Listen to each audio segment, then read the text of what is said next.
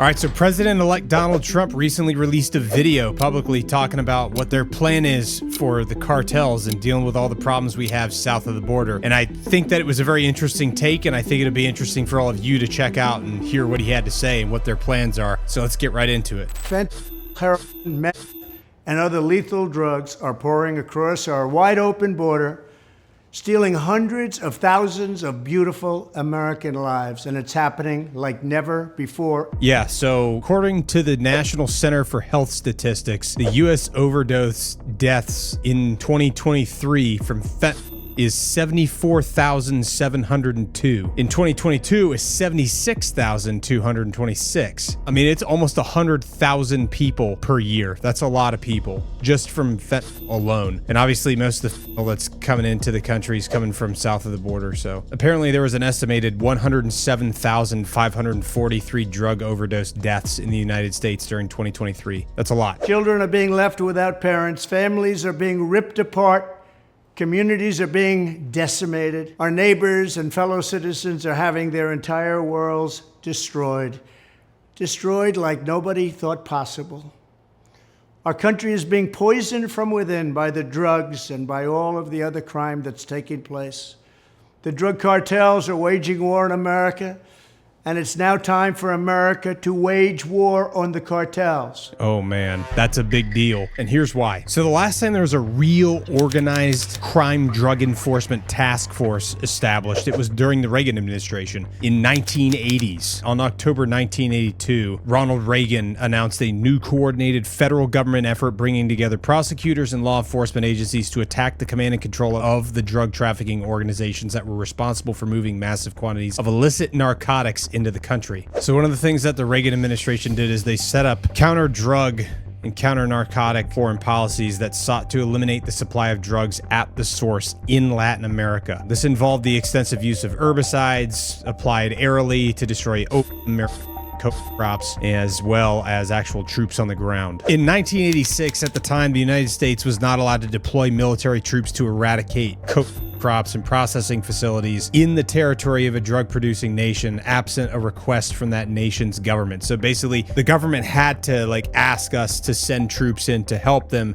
if we were going to do it. So if they weren't asking for help, we couldn't send troops in. Therefore, the U.S. had a couple different options with respect to military involvement. They may elect not to deploy troops to Colombia, pressure to Colombia to request such military action, or alter foreign policy and deploy troops into Colombia or other places without their consent. So during that time, the Medellin cartel rose to power in 1981, and that was when Pablo Escobar was really running stuff down there. All the drug kingpins were working together to manufacture, transport, and market coke to the United States and other places that they could make lots of money. Also, the Panamanian leader, General Manuel Noriega, allowed Pablo Escobar to ship coke through Panama into the United States. And at the time, Vice President George H.W. Bush combined agents from multiple agencies and military branches to form the South Florida Drug Task Force in Miami, since that was the main entry point at the time. In March of 1982, Pablo Escobar was elected to the Colombian Congress and gained lots of support because he was building low-income housing, doling out money to the Medellin slums, and campaigning with Catholic priests. Eventually, he was driven out of Congress the following year by Colombia's Minister of Justice. By 1985, Colombia began extraditing drug traffickers to the U.S. for the first time. U.S. officials discovered that the Medellin cartel had a hit list that included embassy members, their families, U.S. businessmen, and journalists. Finally, we get back to 1986, where Ronald Reagan signed the Anti-Drug Abuse Act of 1986, which appropriated $1.7 billion to fight the drug war and to fund it. The bill also created mandatory minimum penalties for drug offenses, which are increasingly criticized for promoting significant racial disparities in the prison population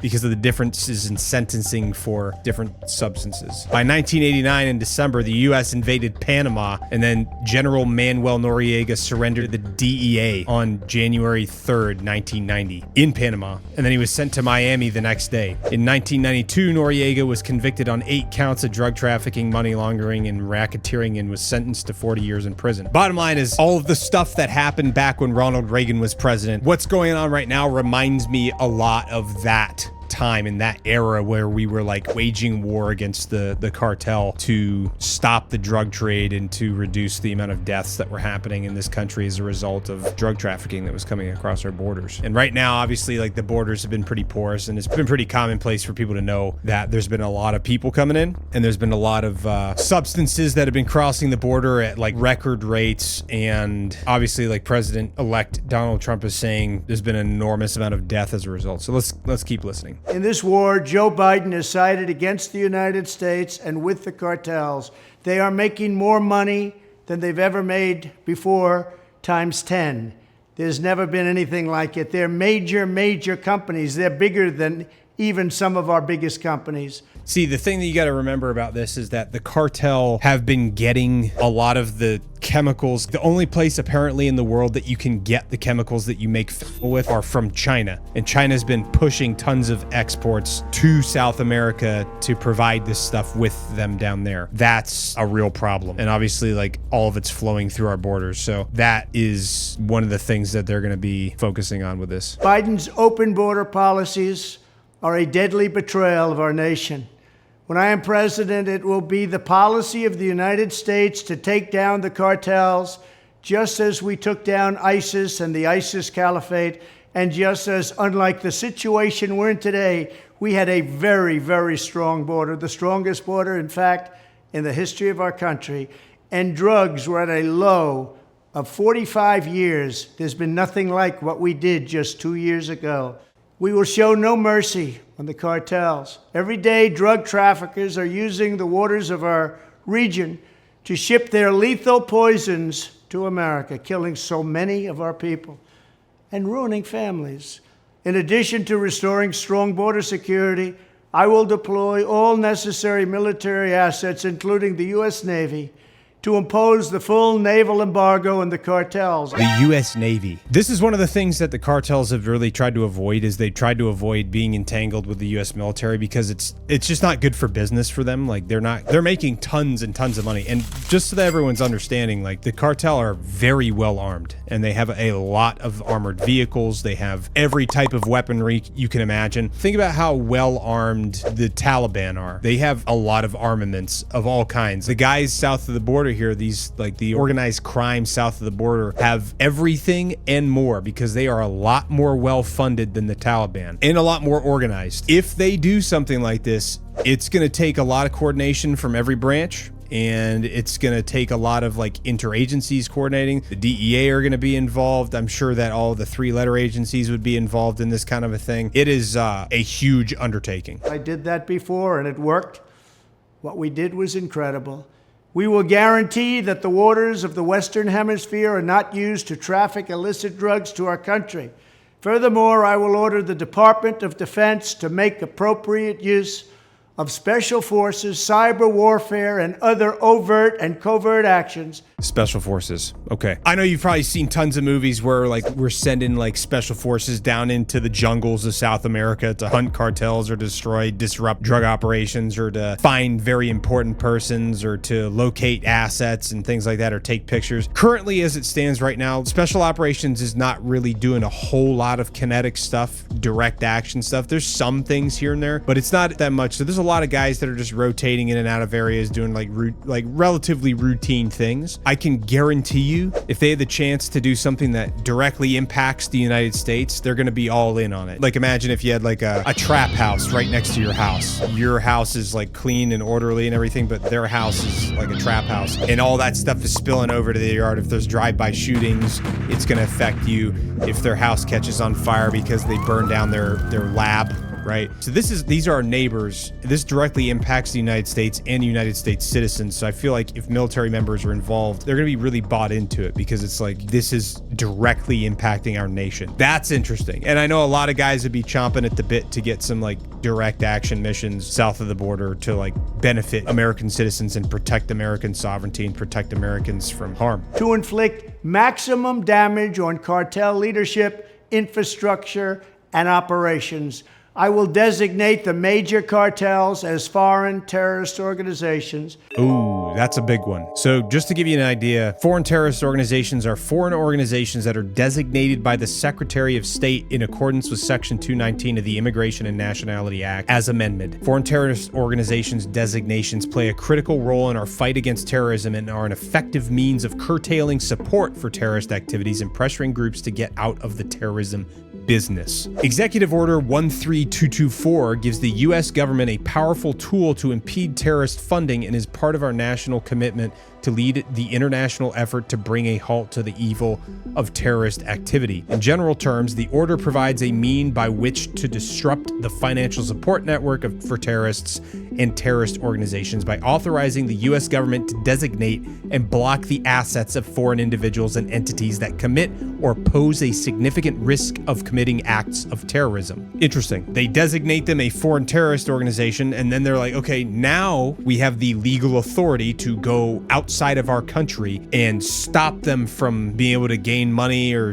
do whatever we need to do to reduce that risk of them committing acts of terrorism. Countries determined by the Secretary of State to have repeatedly provided support for acts of international terrorism are designated pursuant to 3 laws. Section 6J of the Export Administration Act, Section 40 of the Arms Export Control Act, and Section 620 Alpha of the Foreign Assistance Act. Taken together, the 4 main categories of sanctions resulting from designation under these authorities include restrictions on U.S. foreign assistance, a ban on defense exports and sales, certain controls over exports of dual-use items, and miscellaneous financial and other restrictions. Designation under the above referenced authorities also implicates other sanctions laws that penalize persons and countries engaging in certain trade with state sponsors. And there's actually like an entire list, like press releases detailing all of the State Department's designated terrorist lists for previous years and current years. So if you ever want to look that stuff up. But bottom line is, designating an entity a foreign terrorist organization will enable us to legally pursue them in all kinds of ways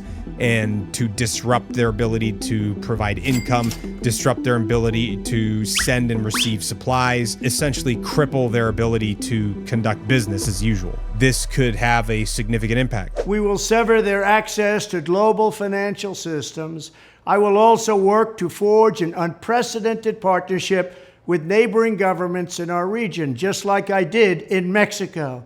And remember, in Mexico alone, an estimated 100,000 civilians have been tragically murdered or gone missing at the hands of these cartels. Not only is he going to be pursuing them, but he's going to be working with the local countries that these folks are being harbored in. Now, that doesn't mean that those governments are necessarily like sponsoring them, right? But they're in the countries. His plan is to work with those countries to rid them of these organizations. The Mexican government, run by a very fine man, the president, is really working hard, but it's not working out.